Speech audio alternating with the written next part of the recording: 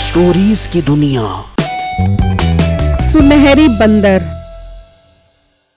एक वक्त का किस्सा है। किसी गांव में एक गायों का व्यापारी था जिसके पास बहुत सारी गायें थी। लोग उससे गायें खरीद कर ले जाते और उन्हें हल चलाने, दूध बेचने जैसे कामों में इस्तेमाल करते थे। और कुछ दिनों बाद उनकी गाय चोरी हो जाया करती थी। लोगों का कहना था कि इस गांव के करीब गुफा में एक सुनहरी बंदर रहता है जो रात में आकर गायें ले जाता है। लोग इस चोरी की वजह से बहुत परेशान थे। एक दिन एक ग्राहक उस व्यापारी के पास आता है। भाई साहब, एक मस्त रापची गाय दे ना यार, जो दूध भी बहुत ज्यादा दे और हल ऐसा चलाए कि 5 मिनट में पूरी जमीन की खुदाई कर देना यार। वाह वाह भाई साहब, क्या कमाल की बात की है आपने। आप बिल्कुल ठीक जगह पर आए हो। आपको ऐसी गाय दूंगा कि दूध की नदियाँ बह जाएंगी। अरे वाह भाई, जल्दी ले आओ ना ऐसी गाय। अब तो तुम्हारी बातें सुन के मुझसे सब्र नहीं हो रहा ना यार। अभी मंगवाता हूँ। ओए छोटे, जाकर गोदाम से वही गाय लेकर आ। समझ गया ना? जी जी बेटे उस्ताद, समझ गया हूँ। अभी लेकर आता हूँ वो वाली गाय। फिर वो मुंशी गोदाम में जाता है तो वहाँ काफी सारी गायें होती हैं और वो वहाँ से एक कमजोर गाय लेकर आ जाता है। तो वो ग्राहक उस गाय को देखकर कहता है, ओ भाई, मैंने तगड़ी गाय मंगवाई थी, ये बकरे का लोला नहीं मंगवाया था। और मेरी जान के टोटे, इस गाय की सूरत ना देख, इसकी परफॉर्मेंस देख। ये जितनी कमजोर है दूध उतना ही ज्यादा देती है। अरे भाई, क्यों मजाक कर रहे हैं ना यार। मैं बहुत गरीब इंसान हूँ, सारी जमा पूंजी लेकर तेरे पास आ गया हूँ। मुझे अच्छी गाय दे दो ना यार।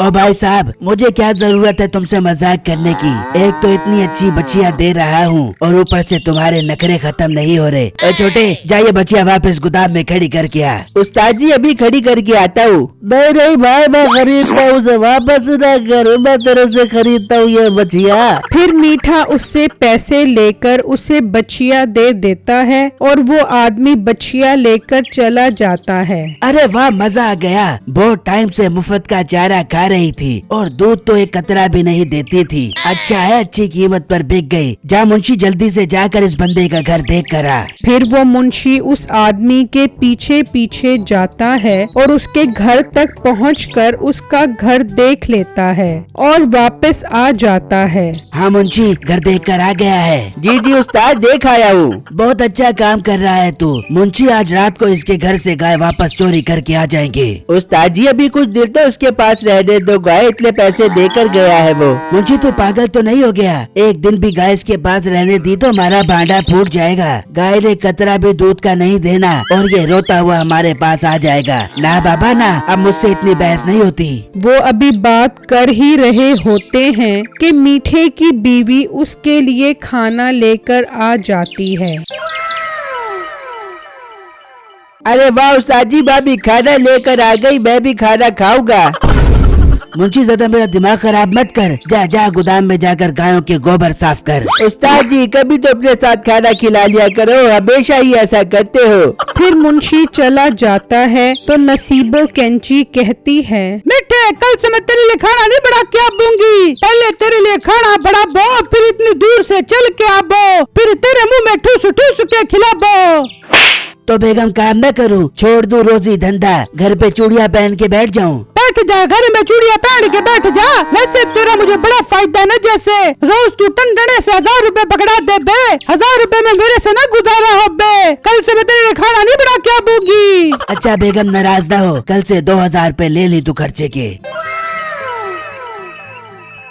मिठे, मेरी जान के टोटा, अब मैं तेरे लिए खाना बना के आऊंगी।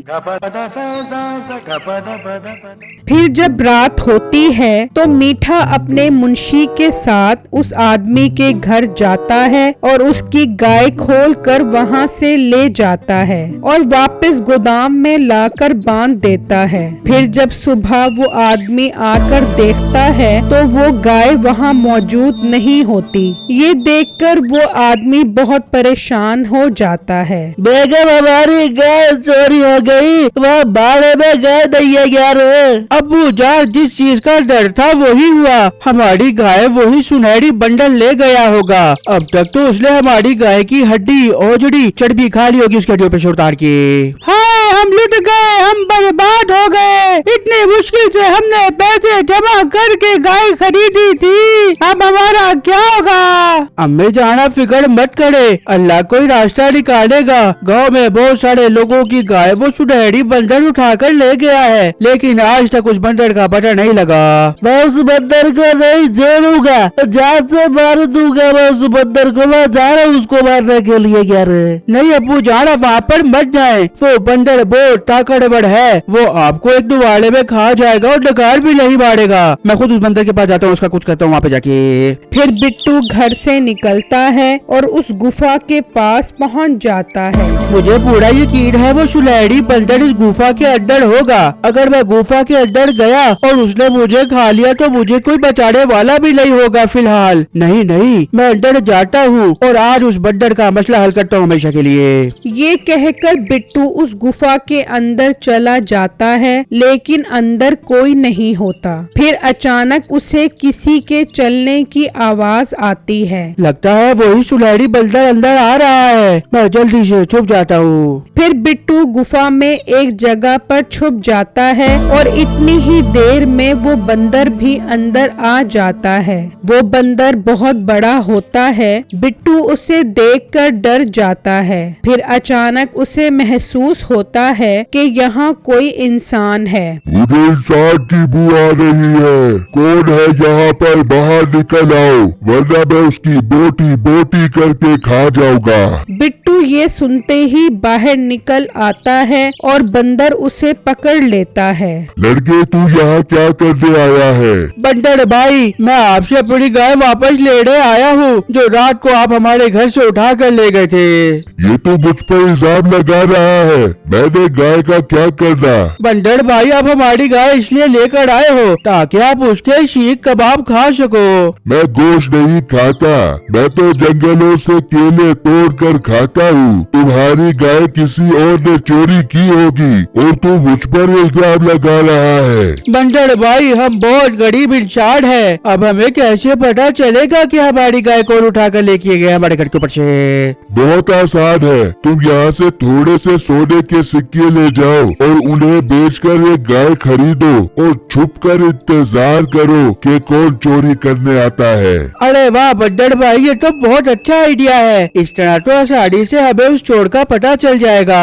फिर बिट्टू वहाँ से थोड़े से सोने के सिक्के लेता है और उन्हें बेचकर मीठे के पास गाय खरीदने आता है। ओ भाई, ऐसी कमाल गाय दूंगा कि याद करोगे। मुंशी, गोदाम से वही गाय लेकर आ। फिर मुंशी गोदाम से वही गाय लेकर आता है तो बिट्टू उस गाय को पहचान लेता है कि ये उसकी ही गाय है। ओह अच्छा, तो यही लोगों को गाय बेचकर फिर चोरी करता है। इनको इनके किए की सजा मिलनी चाहिए पूरी की पूरी। फिर बिट्टू वो गाय खरीद लेता है और वहाँ से चल पड़ता है। अब मैं घर नहीं जाता, बल्कि गुफा में जाकर बंदर भाई को सारी बातें बताता हूँ। फिर बिट्टू गुफा की तरफ निकल जाता है और मीठे का मुंशी भी उसका पीछा करता हुआ गुफा तक आ जाता है।